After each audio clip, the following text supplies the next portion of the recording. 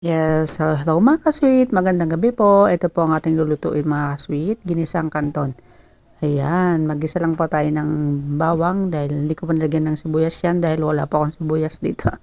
At ayan po yung tira nating baboy. Ayan, sahog na natin mga ka-sweet. Ayan po, lagyan natin ng toyo ang ating pampalasa. Ayan, at pag okay na, lagyan natin ng konting tubig, konti lang po muna. Mamaya na po natin dadagdagan pagka iluluto lang po muna natin dyan ang ating gulay mga kasweet. Ito po ang ating lalagay na gulay.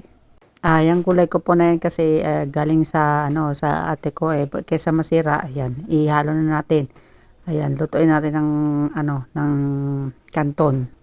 'Di ba? Oh, marami siyang gulay mga kasweet. Ayan. Napaka-perfect ng ating ginisang kanton, marami siyang gulay. Kaysa masira mga kasweet. Ayan, isahog na lang po natin. At ayan nga mga sweet, pahayaan lang po natin siyang kumulo ng konti. Ayan, lagyan natin ng paminta. At huwag naman po natin siyang palambutin ng gusto. Okay lang yung medyo half cook lang. Ayan, pag medyo kumulo na mga kasweet, ayan. At isang tabi na natin siya at ilagay na natin yung ating noodles mga kasweet. Ayan, 2 piraso lang po yan. Mura lang po yung isang pack ng ganyan mga kasweet.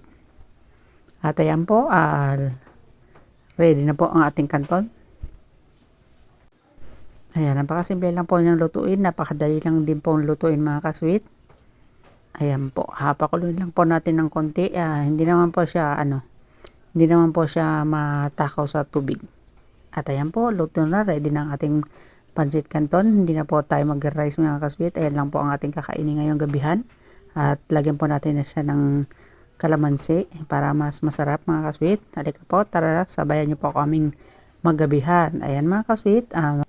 At ayan nga po, nakaraos na naman ating gabihan mga kasweet. Ano po ang inyong ulam? Ayan. Mag-PM po kayo kung ano po ang gusto nyong i-request at gusto nyong lutuin ko sa susunod na video natin mga kasweet. At ayan po, maraming salamat. Paalam.